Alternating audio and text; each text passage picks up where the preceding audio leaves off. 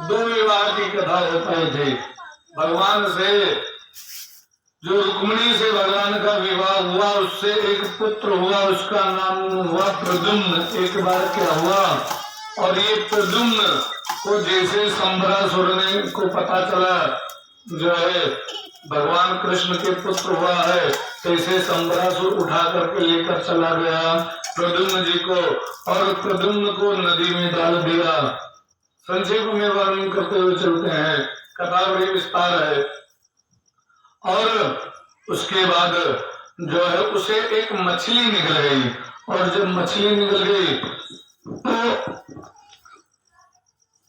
भगवान की इच्छा से उस मछली को मछुआरे ने पकड़ा, और पकड़ करके उसको जो है बेचा गया, और वो मछली संबरासुर के यहाँ ही आई, और उसको जो है काटा गया। तो उसमें जो है बड़ा सुंदर बालक एक निकला। जब बालक को देखा तो वहां पर उसकी रसोइयां जो थी वो जो है उन्होंने उस बालक को रख लिया। ये बालक रसोइया रति जी स्वयं थी, और ये प्रद्युम्न जी जानते हो पिछले जन्म में कौन थे? प्रद्युम्न जी पिछले जन्म में कामदेव थे। कामदेव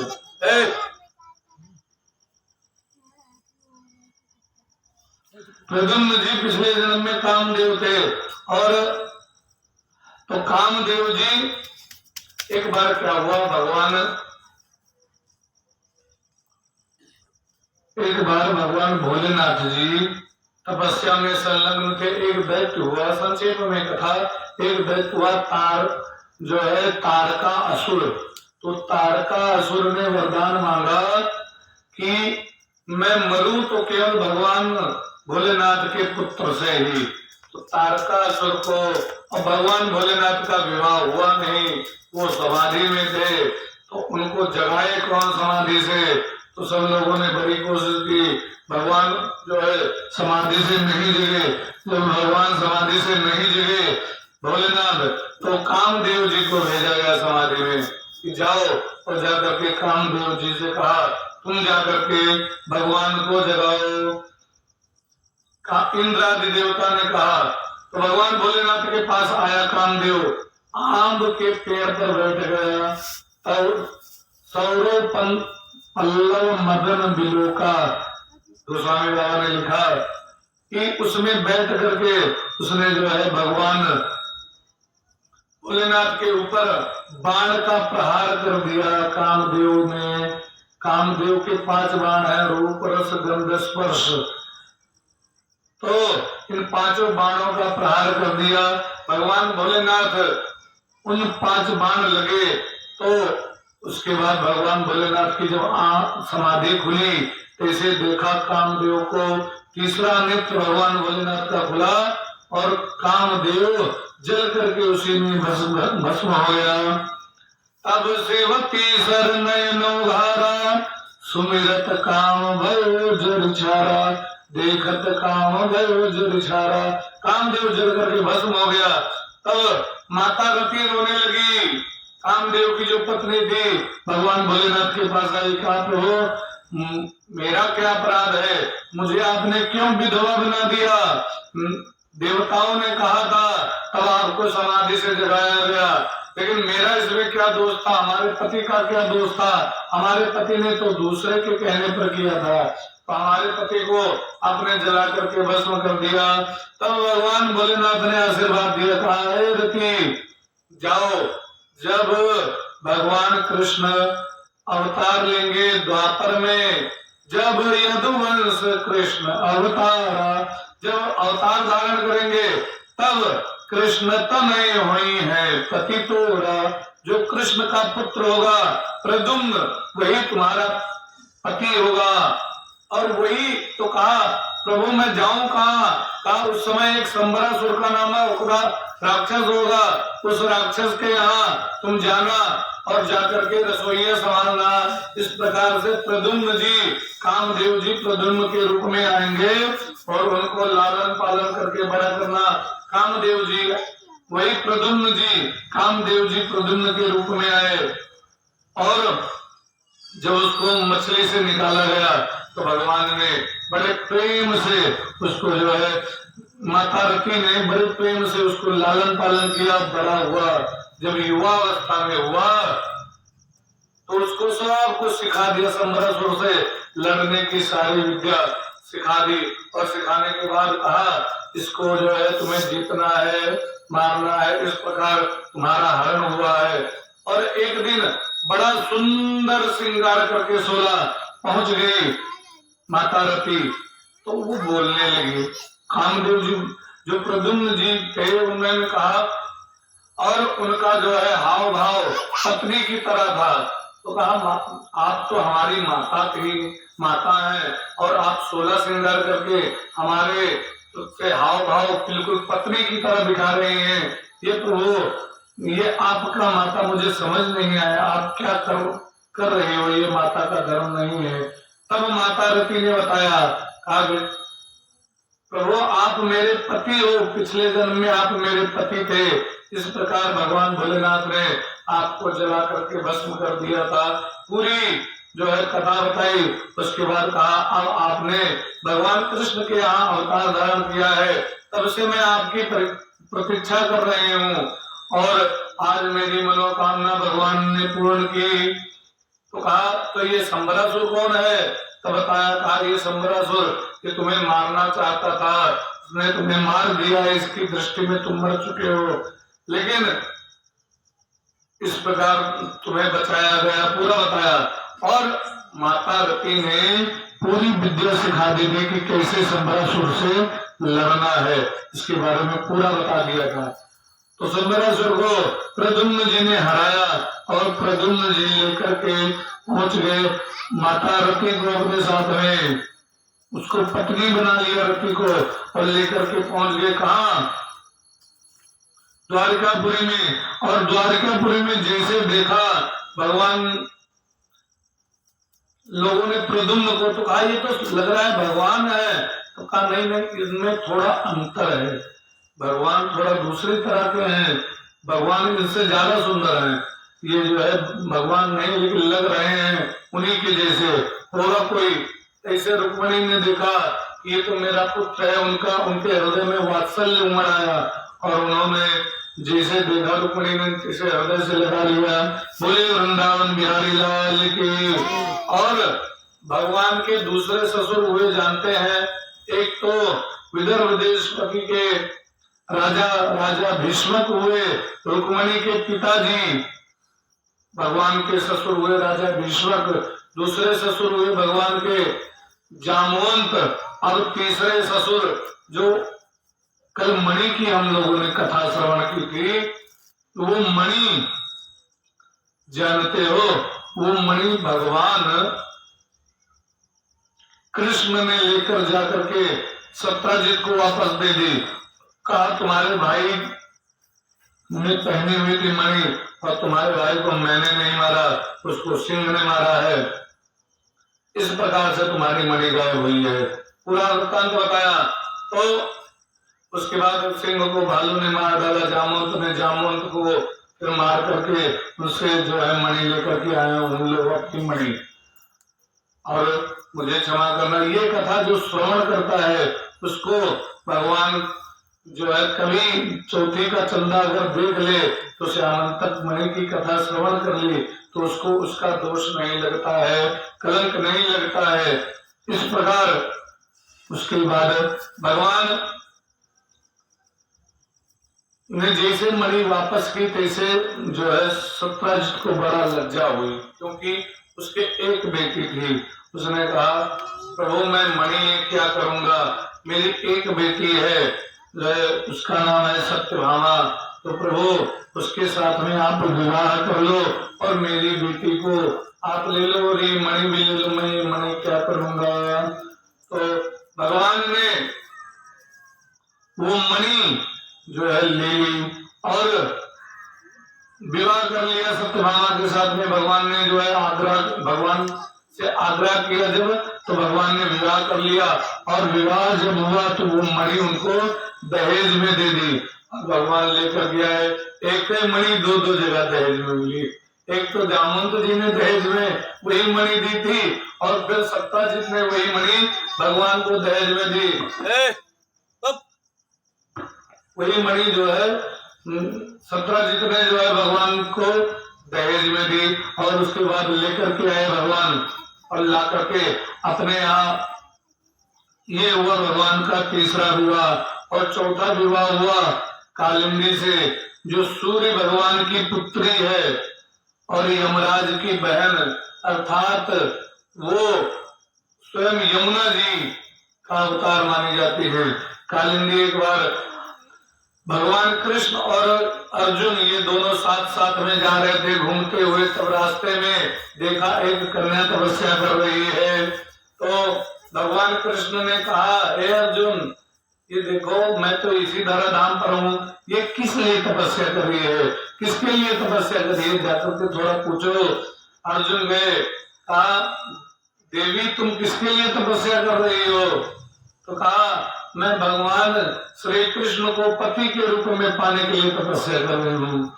जिसे सुना पति के रूप में पाने के लिए तपस्या कर रही हूँ। अर्जुन मुस्कुराए, मुस्कुरा करके आकर के भगवान से बोले, हे प्रभु आपके बृहस्पति बड़े तेज चल रहे हैं क्योंकि आपके विवाह के ऊपर विवाह आ रहे हैं।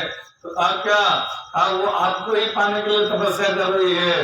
तो अच्छा तो चलो हमारी जो है उससे भेंट मुलाकात करवाओ। लेकर गए अर्जुन और उसके बाद कालिंदी से जो सूर्य भगवान की पुत्री यमराज की बहन कालिंदी का विवाह भगवान कृष्ण के साथ में हुआ। बोले बांके बिहारी लाल की। और उसके बाद पांचवी पत्नी हुई वृंदा, अनुवृंदा की बहन मित्र वृंदा। ये मित्र वृंदा का विवाह दुशासन के साथ में जो है करना चाहता था इसका भाई। भगवान ने जाकर के जो है वृंदा, अनुवृंदा की बहन मृत्यु वृंदा को भी भगवान लेकर के चले आए। ये हुई भगवान का पांचवा विवाह। और छठा विवाह भगवान का हुआ नग्नजित राजा की बेटी नग्नजिती के साथ में। नग्नजिती इन्होंने एक स्वयंवर रखा था कि 7 बैलों को एक साथ में नाथेगा जो वो मेरी बेटी से विवाह करेगा। भगवान ने 7 रूप बनाए और 7 बैलों को एक साथ में नाथ दिया। इस प्रकार नग्नजिती का विवाह हुआ और ये भगवान का छठा विवाह हुआ। और अच्छी देवी की पुत्री भद्रा के साथ में भगवान का 7वां विवाह हुआ। और मध्य देश के राजा उनकी जो पुत्री थी लक्ष्मणा, इसके साथ में भगवान का 8वां विवाह हुआ। ये तो भगवान के प्रमुख 8 विवाह हुए अलग अलग। और एक भौमासुर नाम का राक्षस था, वो जो है वो हर एक राजा की कन्याओं को अपने घर में ले आता, जो है हरण करके चुपकर ले आता था और ला करके बंदी बना करके रखा था। उसने सोचा था 16,108 हो जाएंगी तो मैं इनके साथ में विवाह करूंगा। 16,100 कन्याओं को उसने ला करके बंदी बना करके रख लिया था। तो 16,100 कन्याएं जो उसके यहाँ बंदी थी, भगवान को पता चला। भगवान ने भौमासुर का उद्धार कर दिया। और भौमासुर को मारने के लिए सत्यभामा भी भगवान के साथ में गई थी। और जब उद्धार कर दिया, सबको मार दिया, तब भौमासुर को मार दिया तो सब कन्याएं जितनी थी, कन्याएं और राजा बहुत बंदी थे उसके यहाँ, सबको छुड़ाया।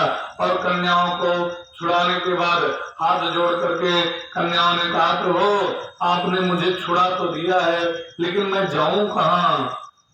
मुझे युवा अवस्था में ये हरण करके लाया। भले ही हम पवित्र हैं, हमारे में कोई दाग नहीं है, लेकिन हम लोग करें क्या? लोग कहेंगे क्या कि देखो पिताजी के घर हम जा नहीं सकते, पिता हमारे स्वीकार नहीं करेंगे कि पता नहीं कहाँ रह करके आई है, अब हम इसे स्वीकार नहीं करेंगे। और मैं मुझे पत्नी के रूप में कोई स्वीकार नहीं करेगा कि पता नहीं कितने दिन तक राक्षसों के यहाँ रही है, तो ये पत्नी बनने लायक नहीं है। अब हम करें तो करें क्या, भले ही हम पवित्र हैं, हम लोग नहीं तो गलत रास्ते पर चली जाए, वेश्यावृत्ति करने लगे। तो सत्यभामा नहीं थी साथ में। सत्यभामा ने कहा नहीं, ऐसा मत करो। भगवान ने कहा तब क्या किया जाए। सत्यभामा ने कहा प्रभु आपने 8 से विवाह कर लिया है, तो इतनी इन लोगों से भी कर लीजिए। तो भगवान के 16,108 विवाह हुए। बोले वृंदावन बिहारी लाल की, बोले राधे रानी की, बोले श्रीमद् भागवत महापुराण की। और भगवान के जब 16,108 विवाह हुए तो उसमें सत्यभामा जी ज्यादा दहेज लेकर के आई थी, और जिनके दहेज होता है उनका रूप भी बहुत होता है। सत्यभामा श्यामंतक मणि लेकर के आई थी, इसलिए जो है वो भगवान से आए दिन उठती रहती थी। भगवान वहां एक एक लीला कर रहे हैं, ज्यादा विस्तार न करते हुए, क्योंकि कथा बड़ी विस्तार है। तो एक लीला का वर्णन श्रवण करते हुए चलते, उसके बाद हम लोग सुदामा जी की कथा में प्रवेश करेंगे। एक बार भगवान ने एक लीला बड़ी विचित्र की, जानते हो क्या? एक बार भगवान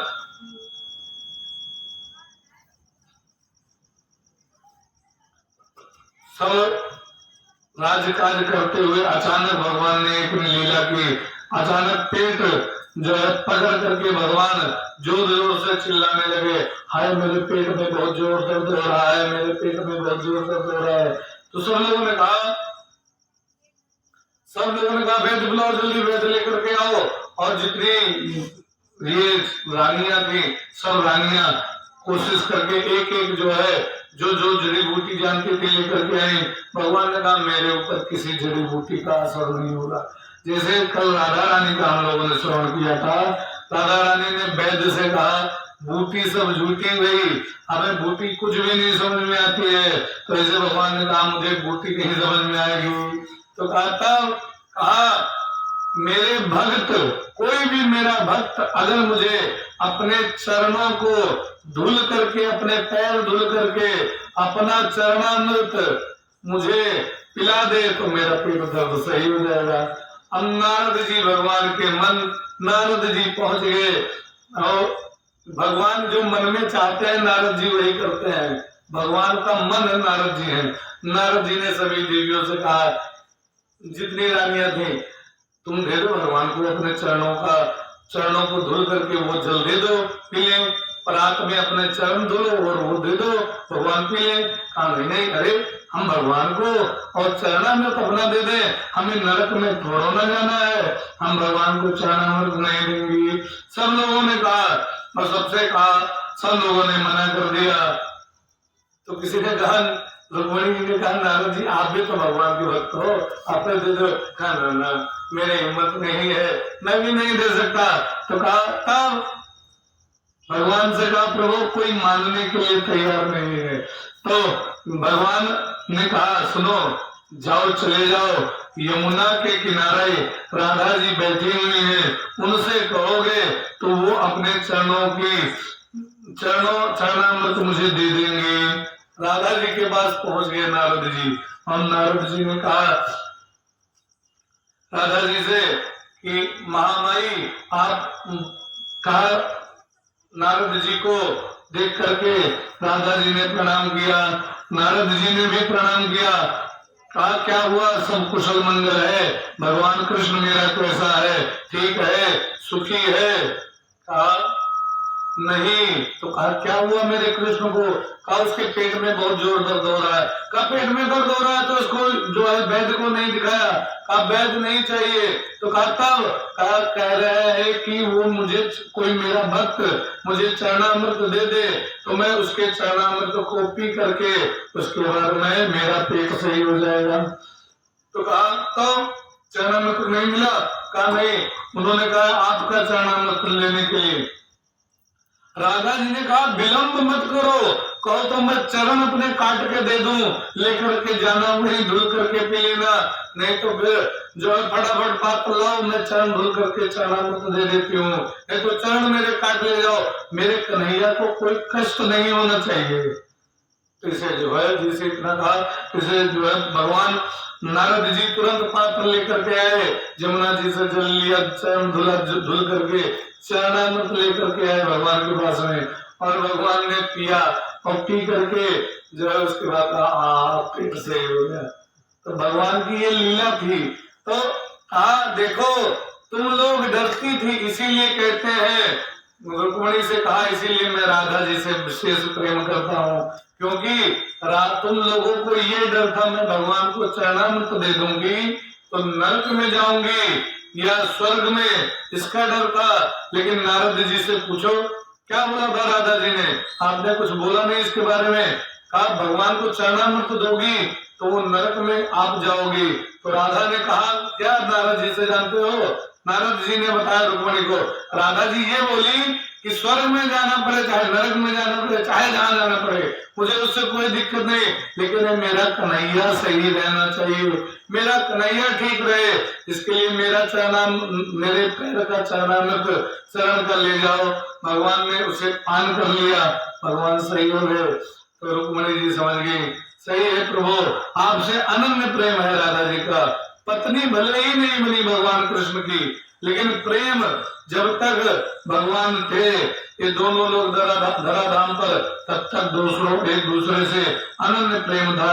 बोलिए वृंदावन बिहारी लाल की, बोलिए राधे रानी की। एक बार द्रौपदी जी आई हुई थी भगवान कृष्ण के यहाँ एक लीला और की, और द्रौपदी जी जो है भगवान के यहाँ रुकी थी, तो भगवान ने एक लीला और कर दी। क्या जानते हो, भगवान गन्ना चुग रहे थे, गन्ना जो है छील छील करके खा रहे थे, और छीलते छीलते भगवान ने जो है ऐसा छल से छीला कि भगवान की उंगली में चीर लग गई, चीर अर्थात उंगली भगवान की कट गई, उससे रक्त गिरने लगा। ऐसे जो है द्रौपदी जी वही थी, कैसे कहा रे भगवान की उंगली कट गई, तो सब रानियां दौड़ी कि भगवान की उंगली कट गई, सत्यभामा करे प्रभु दर्द बहुत हो रहा होगा, आपकी उंगली कट गई है, आपको बड़ा दर्द हो रहा होगा।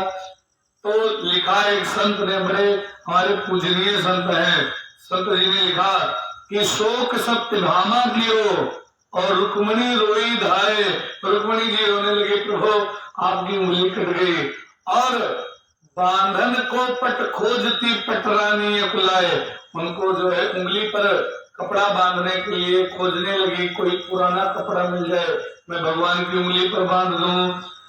शोक सत्यभामा कियो रुक्मणी रोई धाये, और बांधन को पट खोजती पटरानी अकुलाए, तब लगी देखो द्रौपदी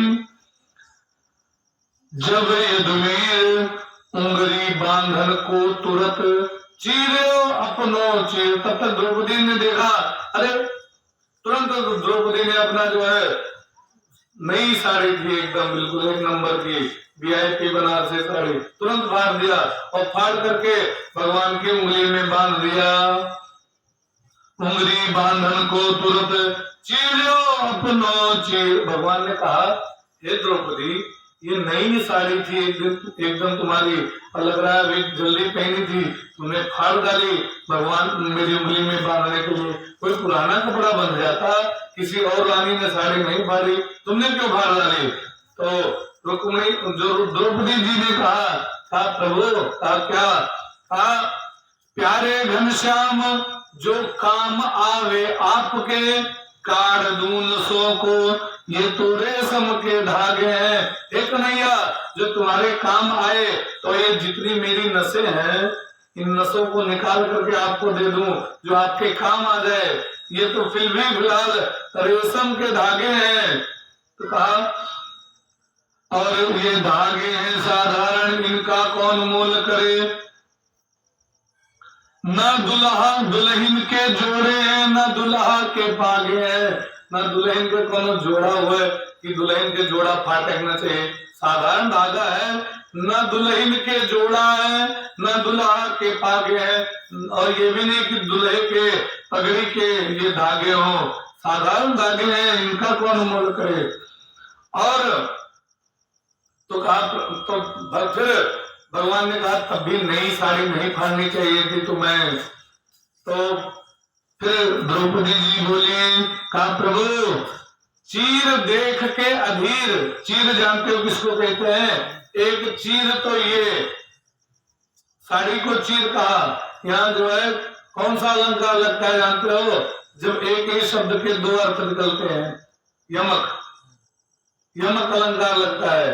तो कहा चीर देख के अधीर, चीर देख के अधीर होए धागे, नाथ स्वयं चीर छोड़ भागे हैं। ये जो उंगली पर चीर लगी हुई थी, उस चीर को देख करके हे प्रभु ये धागे स्वयं चीर को अर्थात इस साड़ी को छोड़ करके भगे, धागे ही नाथ स्वयं चीर छोड़ भागे हैं। वो धागे हैं अभागे, वो धागे अभागे हैं जो चीर में ही लगे रह गए, आगे नहीं बढ़े, वो धागे अभागे हैं। देखो भगवान के काम आए तो धागों का भी मोल हो जाता है। आज वो धागे हैं अभागे जो बढ़े नहीं आगे, भाग उन्हीं के जागे, नाथ चीर पर जो लागे हैं, जो चीर पर लगे अर्थात आपकी उंगली पर जो लगे हैं उन्हीं के भाग्य जगे। केवल इतना उंगली में बांधा था द्रौपदी ने, तो भगवान ने कहा हे द्रौपदी क्या इसका मैं क्या तुम्हें इसके बदले में दूं, लेकिन एक बात ध्यान रखो। क्या रहेगा याद जीवन में कभी ना मैं भुलाऊंगा, कभी ना मैं भुलाऊंगा, समय पर देखना द्रौपदी तुम्हारे मैं काम आऊंगा, तुम्हारे काम आऊंगा। तब द्रौपदी के ऊपर जब संकट आया, कौन सा संकट? जब पांडवों ने द्रौपदी को हार गए पांडव लोग द्रौपदी को, तब भगवान ने, जब पांडवों ने सहायता नहीं की द्रौपदी की, तब भगवान ने एक लीला की जानते हो क्या? तब द्रौपदी हाथ उठा करके कहने लगी, आपने खूब सुना होगा द्रौपदी का चीर प्रसंग, ज्यादा विस्तार न कर। तो ये द्रौपदी ने हाथ उठा दिए, कहा प्रभु अब मेरा कोई सहारा नहीं है, आप ही जानो। जैसे नान मुने लड़का जब होता है, लड़का जब अम्मा के वक्त जाए हुई तो कुछ नहीं, बस सीधा इसे हाथ उठा देता है कि बस माता री जान जाती, भले हूँ बोल ना पाऊँ लेकिन माता री जान जाती, हमको पूरा नहीं गया है। ऐसे भगवान है सबकी माता, और भगवान इसीलिए हम लोग हाथ उठवाते हैं, नमः पार्वती पते, और हाथ उठा के तो समझिए जो है भगवान को सर्वस्व समर्पण कर दिया कि प्रभु अब आप जानो मैं आपके बल पर हूँ। जब भगवान के बल पर हो जाते हैं तब क्या होता है जानते हो? भगवान उसकी सहायता करता है। तो कहा देखो ये द्रौपदी ने हाथ ऊपर कर दिए कि प्रभु मैं नहीं अब कुछ कर सकती, अब आप जानो। तब भगवान ने इतना चीर बढ़ाया, 10,000 गज का बल रखने वाला दुशासन चीर खींचते खींचते थक गया, गिर गया, और अंत में सब लोग कहने लगे। क्या एक कवि ने बड़ा सुंदर लिखा कि सारी बीच नारी है कि नारी बीच सारी है, और सारी ही एक नारी है कि नारी ही एक सारी है। तो भगवान ने द्रौपदी का चीर बढ़ाया। बोले वृंदावन बिहारी लाल की, बोले राधे रानी की, बोले श्रीमद् भागवत महापुराण की। और उसके बाद